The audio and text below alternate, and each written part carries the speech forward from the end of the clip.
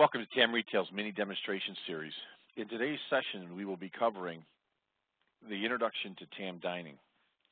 Let's go ahead and share the application.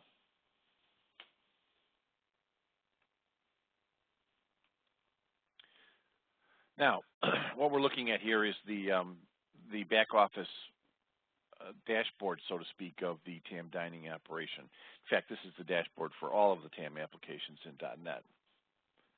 What we want to talk about first is that TAM has really three different modes of operation, and these can be set up differently within the organization.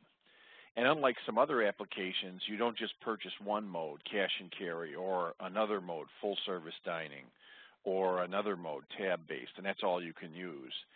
In TAM Dining, you're able to utilize cash and carry, full service, or tab-based based on your specific requirements. So if you have a bar, you may have tab-based setup. If you have a quick service cafe in your organization, you may use that. If you have a full service dining location, you can use that.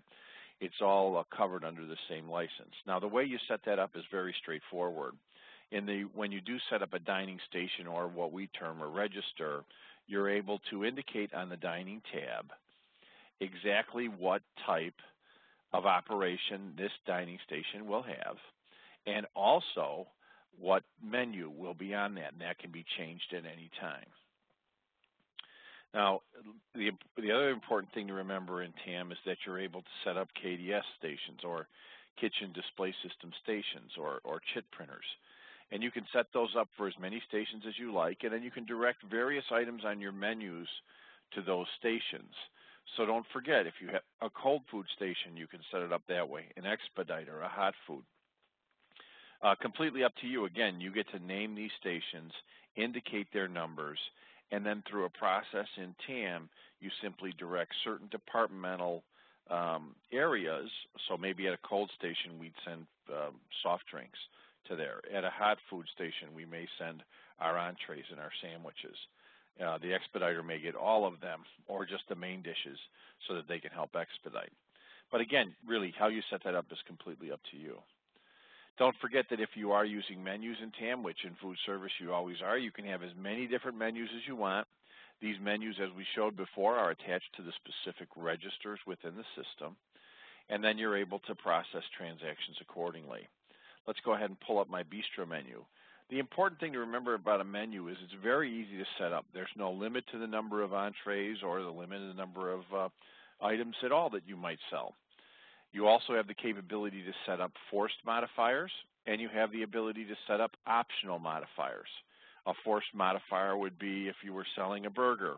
What temperature do you, or what doneness do you want that burger to? Medium, medium rare, and so forth.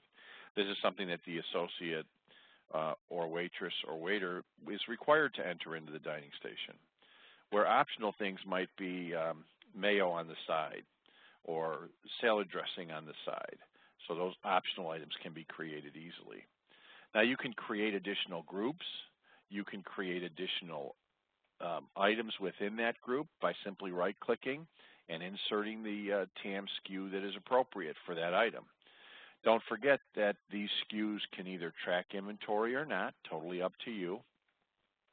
So you may want to track inventory on some of your main entrees and so forth. And TAM can even do some basic menuing. For a little bit more information about that, go ahead and take a look at the session, What's in a SKU? That's in the other section of the YouTube website. But again, you can insert your modifiers and all that right through this tree structure, and then simply assign your menu right to that dining station. Now, I had mentioned that there's three different ways to operate TAM. There is three different sessions on our mini demonstration series. Dining in a cash and carry restaurant, dining in a full service restaurant, and dining in a tab-based operation. That might be in either of those restaurants as well. So make sure to look at those three sessions.